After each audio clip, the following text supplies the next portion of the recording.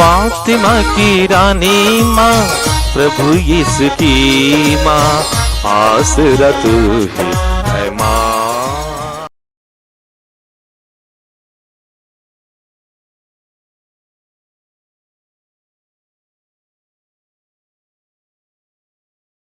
पहला पाठ फिलिपियों के नाम संत पौलुस का पत्र, अध्याय 4 पद संख्याएं 10 से 19 तक।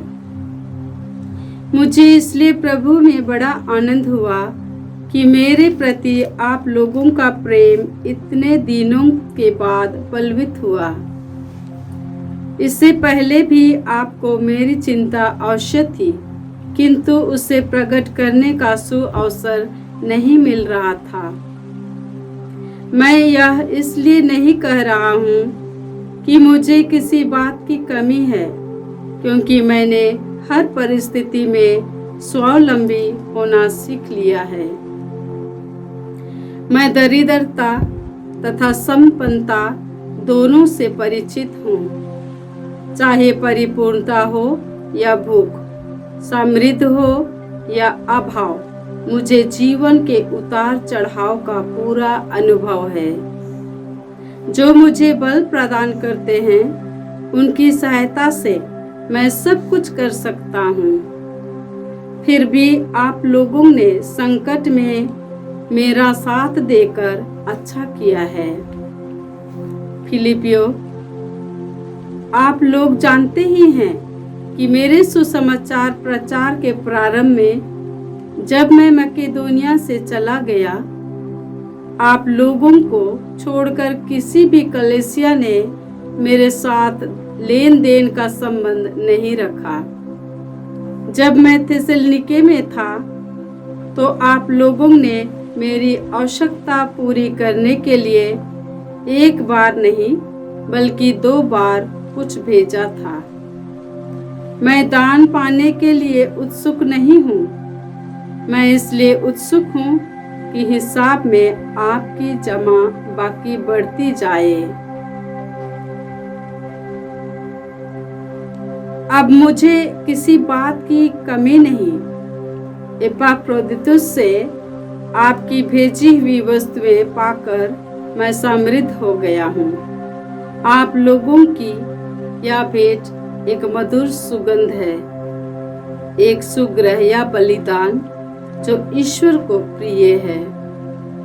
प्रभु की वाणी। ईश्वर को धन्यवाद। भजन अनुवाक्य। धन्य है वह जो प्रभु पर श्रद्धा रखता है। धन्य है वह जो प्रभु पर श्रद्धा रखता है। धन्य है वह जो प्रभु पर श्रद्धा रखता और उसकी आज्ञाओं को हृदय से चाहता है। उसका वंश पृथ्वी पर फलेगा फूलेगा। प्रभु की आशीष धर्मियों की संतति पर बनी रहती है। अनुवाक्य। धन्य है वह जो प्रभु पर श्रद्धा रखता है। धन्य है वह जो प्रभु पर श्रद्धा रखता है। वह तरस खाकर उधार देता और ईमानदारी से अपना कारोबार करता है। वह सन्मार्ग से कभी नहीं भटकेगा। उसकी स्मृति सदा बनी रहेगी। अनुवाक्य। धन्य है वह जो प्रभु पर श्रद्धा रखता है। धन्य है वह जो प्रभु पर श्रद्धा रखता है। वह विपत्ति के समाचार से नहीं डरता। उसका मन दृढ़ रहता है। वह उदारता पूर्वक दरिद्रों को दान देता है। उसकी न्यायप्रियता सदा बनी रहती है। उसकी शक्ति तथा ख्याति बढ़ती जाएगी। अनुवाक्य। धन्य है वह जो प्रभु पर श्रद्धा रखता है। धन्य है वह जो प्रभु पर श्रद्धा रखता है। जय घोष। हालेलुया। यीशु मसीह धनी थे, किंतु आप लोगों के कारण निर्धन बने, जिससे आप लोग उनकी निर्धनता द्वारा धनी बने। हालेलुया। प्रभु आप लोगों के साथ हो और आपकी आत्मा के संत साथ। लूकस के अनुसार पवित्र सुसमाचार हे प्रभु तेरी महिमा हो।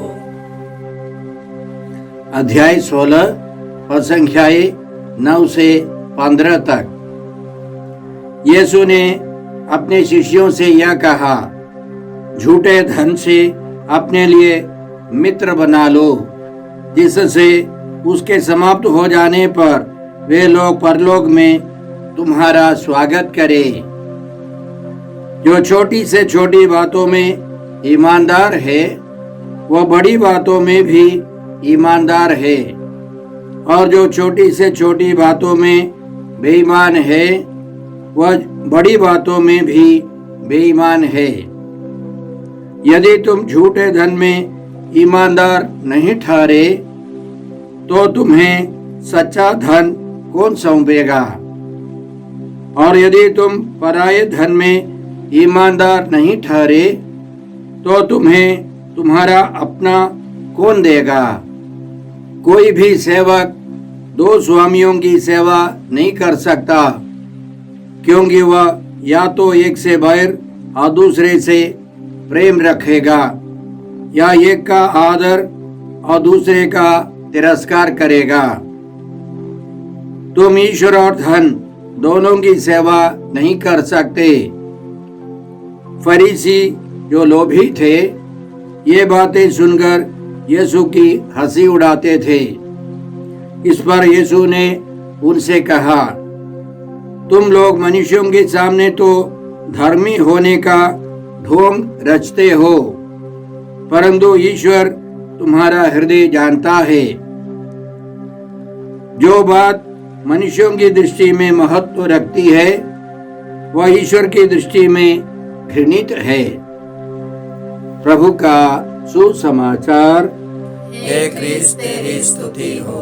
यीशु क्रिस्त में प्रिय भाई और बहनों, आज का पहला पाठ फिलिपियों के नाम पत्र से है। अध्याय 4 और संख्याएं 10 से 18 तक। इसमें हमने सुना कि संत पौलुस फिलिपियों के प्रेम और उनकी उदारता का सराहना करते हैं, प्रशंसा करते हैं। उनके बीच में प्रेम बढ़ता जा रहा है और उनके बीच में प्रेम बढ़ता जा रहा था, और वे पौलुस के प्रति ईमानदार और उदार थे। अतः वे इस प्रकार लिखते हैं, मुझे इसलिए प्रभु में बड़ा आनंद हुआ कि मेरे प्रति आप लोगों का प्रेम इतने दिनों के बाद पल्लवित हुआ, प्रेम बढ़ता गया। इससे पहले भी आपको मेरी चिंता अवश्य थी, किंतु उसे प्रकट करने का सुअवसर नहीं मिल रहा था। प्रेरित चरित्र अध्याय 28 पद संख्याएं 16 और 30 से पता चलता है कि संत पौलुस को कैदी के रूप में अपने ही कमरे में रहने की अनुमति मिली थी, और वहां बैठकर उन्होंने यह पत्र लिखा। बाइबल पंडितों के अनुसार रोम से उन्होंने यह पत्र लिखा, और फिलिपियों की आर्थिक सहायता से वे संपन्न हो गए। वे आभारी हैं फिलिपियों के प्रति। और इससे हम क्या सीखते हैं? हमें भी उनके समान उदार बनना है। यशायाह नबी के द्वारा ईश्वर इस प्रकार कहता है।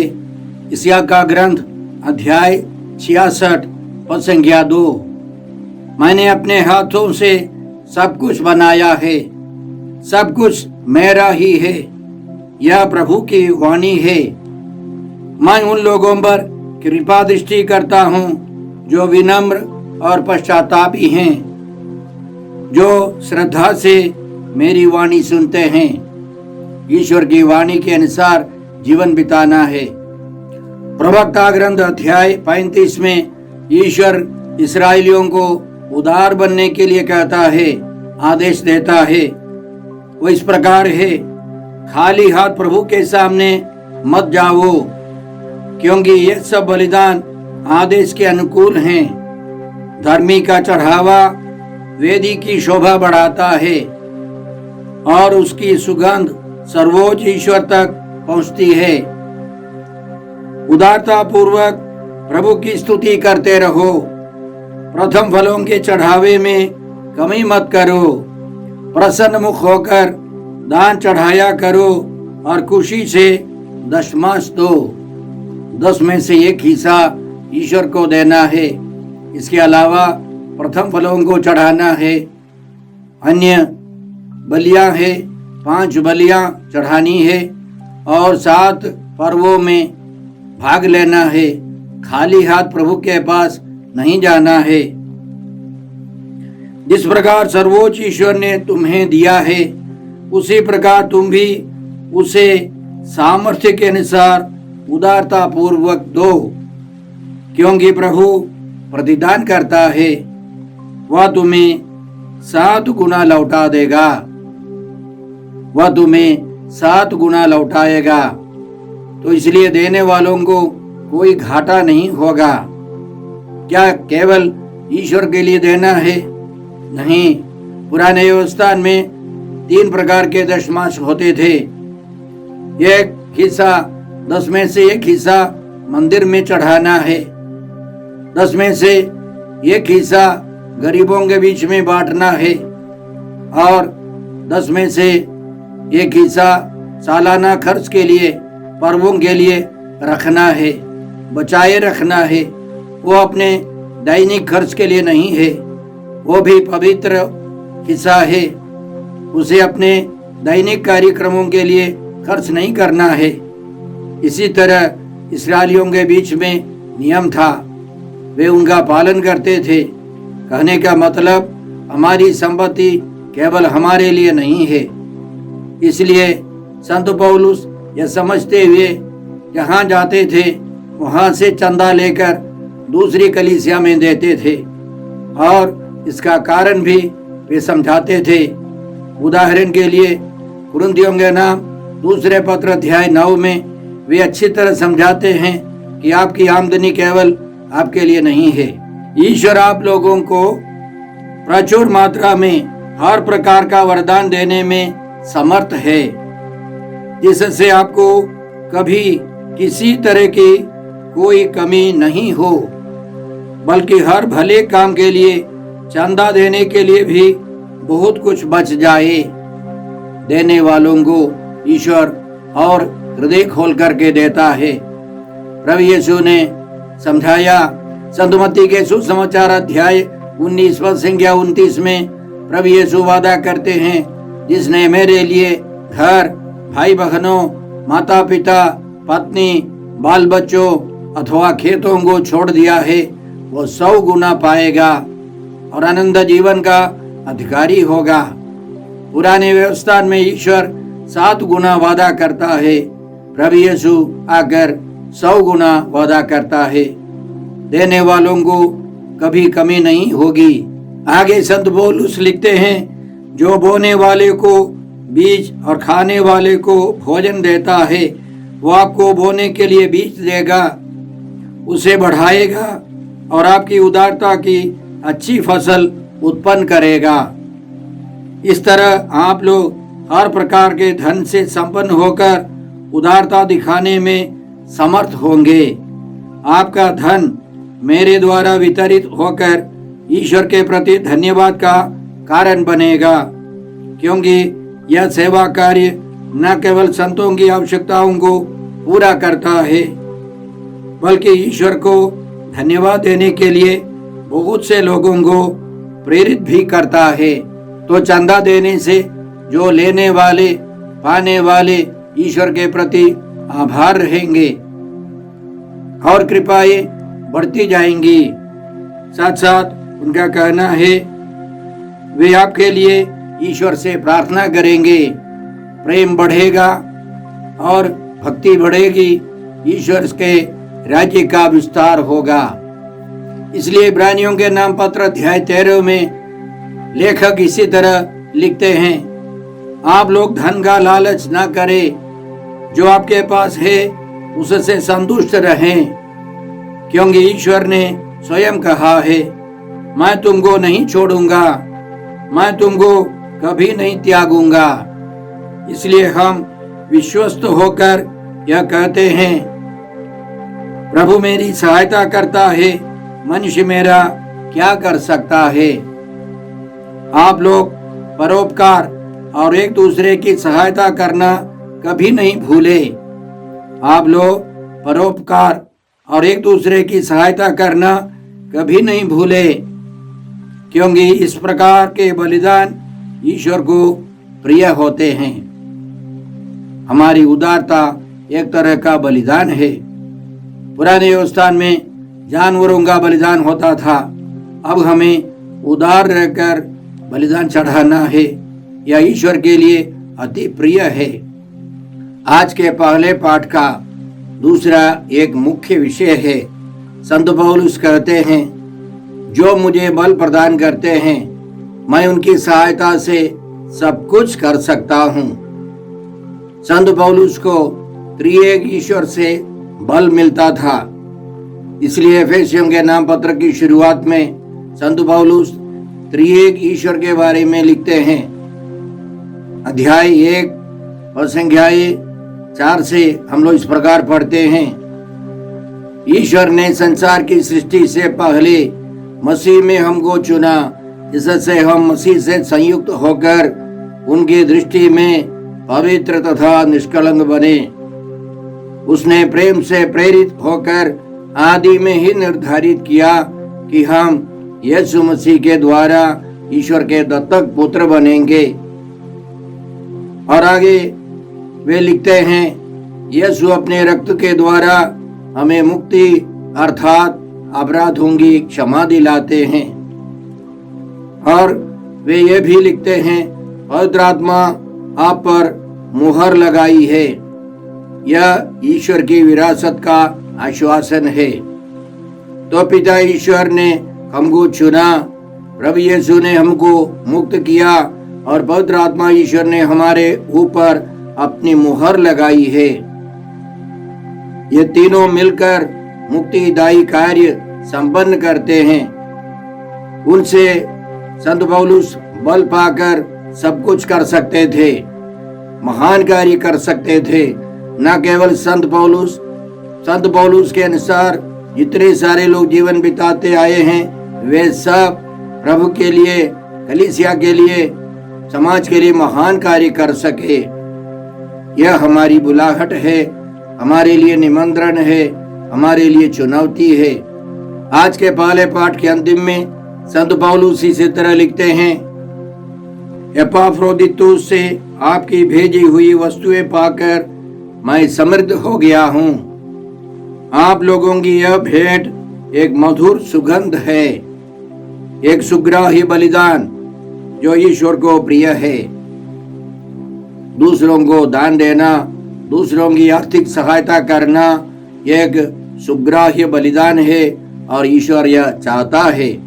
इसलिए आज के भजन में, भजन संख्या 112 में हम लोगों ने इस प्रकार सुना, धन्य है वह जो प्रभु पर श्रद्धा रखता और उसकी आज्ञाओं को हृदय से चाहता है। उसका वंश पृथ्वी पर फलेगा फूलेगा, उसकी आशीष धर्मियों की संतति पर बनी रहती है। वह तरस खाकर उधार देता और ईमानदारी से अपना कारोबार करता है। वह सन्मार्ग से कभी नहीं भटकेगा, उसकी स्मृति सदा बनी रहेगी। वह विपत्ति के समाचार से नहीं डरता, उसका मन दृढ़ रहता है। वह उदारता पूर्वक दरिद्रों को दान देता है, उसकी न्यायप्रियता सदा बनी रहती है। उसकी शक्ति तथा ख्याति बढ़ती जाएगी। जो दान देता है वह कभी निराश नहीं रहेगा, ईश्वर की कृपा उस पर बनी रहेगी। हम प्रार्थना करते हैं कि हम भी संत पौलुस के समान या फिलिपियों के लोगों के समान, विश्वासियों के समान उदार बने और ईश्वर की कृपा सुरक्षा पाते रहें। आज के सुसमाचार में प्रभु यीशु हमको उदार बनने के लिए सिखाते हैं और उनका कहना है, यदि तुम झूठे धन में ईमानदार नहीं ठहरे तो तुम्हें सच्चा धन कौन सौंपेगा? और यदि तुम पराये धन में ईमानदार नहीं ठहरे तो तुम्हें तुम्हारा अपना कौन देगा? झूठा धन या पराया धन इस संसार का धन है, धन संपत्ति है।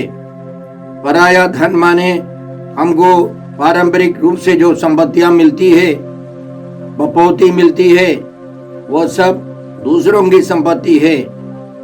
मेरे दादा ने मेरे पिताजी को जो संपत्ति दी है उसका एक अंश मुझे मिलना ही है, वह पराया धन है। सच्चा धन, अपना धन पवित्र आत्मा है। इसलिए हमें यह समझना है कि हमको जो संपत्ति मिलती है, इस संसार की संपत्ति, यह अल्पकालिक है, यह अनंत काल तक नहीं चलेगी। हमें इसका सदुपयोग कर हमें पवित्र आत्मा पाना है। और यीशु यह भी कहते हैं, जो छोटी सी छोटी बातों में ईमानदार है वो बड़ी बातों में भी ईमानदार है, और जो छोटी से छोटी बातों में बेईमान है वह बड़ी बातों में भी बेईमान है। मैंने एक महिला का साक्ष्य सुना है। जब वह परीक्षा लिख रही थी, चोरी कर रही थी, तो एक मास्टर जो विश्वासी था उसके पास जाकर उसके कान में यही वचन दोहराया, और उस लड़की को बहुत बुरा लगा और उसने चोरी करना बंद कर दिया। परीक्षा लिखी, वो पास हो गई और आगे चलकर एक बैंक मैनेजर बन गई। और इस मास्टर रिटायर्ड हो गया, और एक दिन बस स्टैंड में इस बूढ़े व्यक्ति को देखकर वो बैंक मैनेजर, वो महिला दौड़ के आई और उसने पूछा, सर आप मुझे पहचानते हैं? तो उसने कहा, नहीं। तो उसने कहा, कई साल पहले मैं चोरी कर रहा था, आपने मुझे ईश्वर का वचन सुनाया, तब से मैंने चोरी करना बंद कर दिया, ईमानदारी का जीवन बिताना शुरू किया। अब मैं एक बैंक मैनेजर हूँ। बैंक के सामने ही यही वचन मैंने लिखकर लटकाया है। यह मेरा आदर्श बन गया है। भाई और बहनों, हम लोग भी यही कृपा मांगते हैं कि हम हमेशा ईमानदार रहें। छोटी हो या बड़ी बात, हम हमेशा ईमानदार रहें। इसके लिए हमें प्रार्थना करनी है, पवित्र आत्मा की कृपा चाहिए। आज के सुसमाचार में प्रभु यीशु यह भी कहते हैं, तुम दो स्वामियों की सेवा नहीं कर सकते। तुम ईश्वर और धन दोनों की सेवा नहीं कर सकते। हमें ईश्वर की सेवा करनी है। पुराने व्यवस्था से इस्राएली लोग समझते थे, सच्चे ईश्वर की सच्ची आराधना होनी चाहिए। इस दुनिया का धन अल्पकालिक है।